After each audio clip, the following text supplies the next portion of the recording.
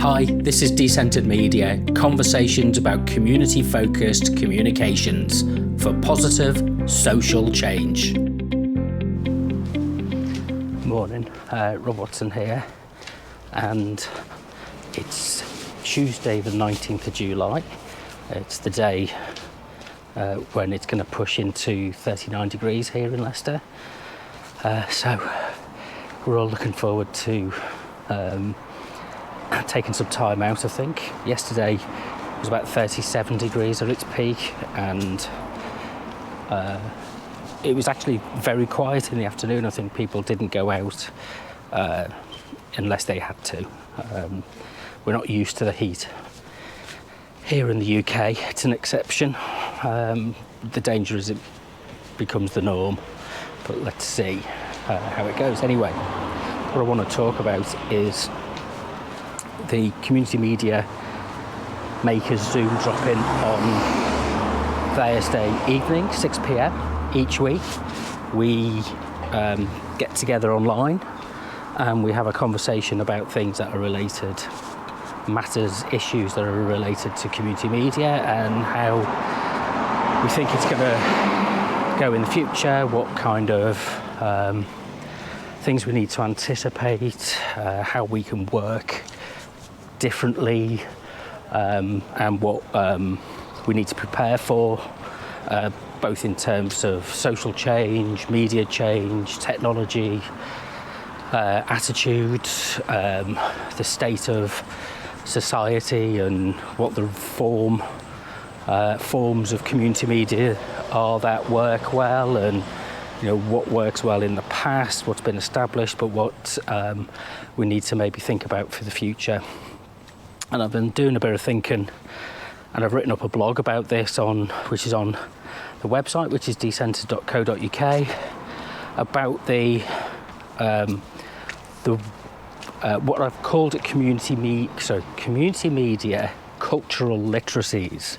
It's a bit of a mouthful, and I'm sure there's an easier way of describing it and putting something together which makes a bit more sense. But I think there's a shift that's happened over the last 20 years, which is towards thinking about the cultural industries,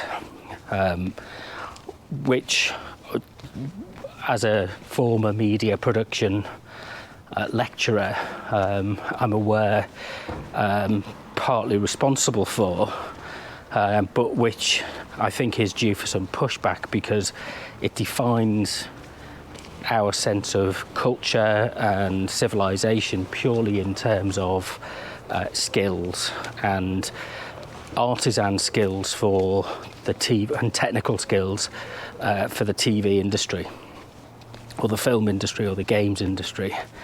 It doesn't really articulate an idea of what philosophy or poetry or painting or performance or music might be, and it doesn't really seek to differentiate other than in cash terms that these things are important for social life. These things are important as a way of forming the social glue, if you like. It's who we are. We express ourselves through our culture, through the cultural artifacts. But the creative industries model can be quite reductive and limited.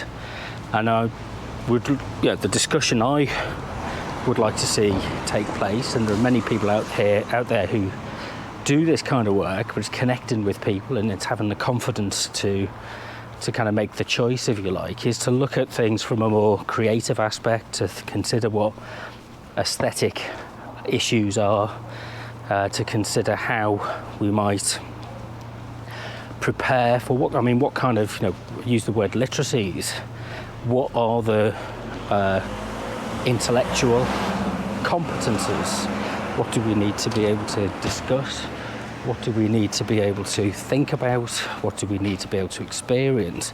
And what kind of spaces do we need to create and open up?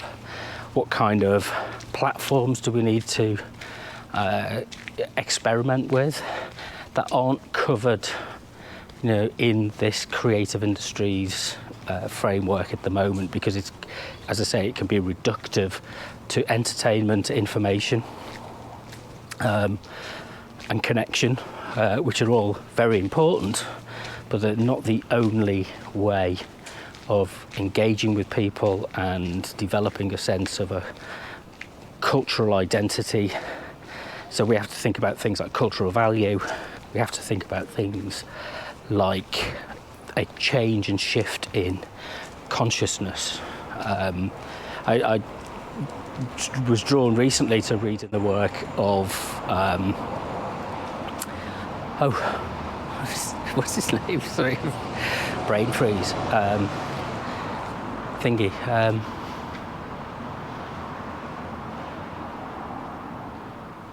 Coleridge. Samuel Taylor Coleridge. I don't know why I didn't remember that then. And he's the person who coined the term the suspension of disbelief.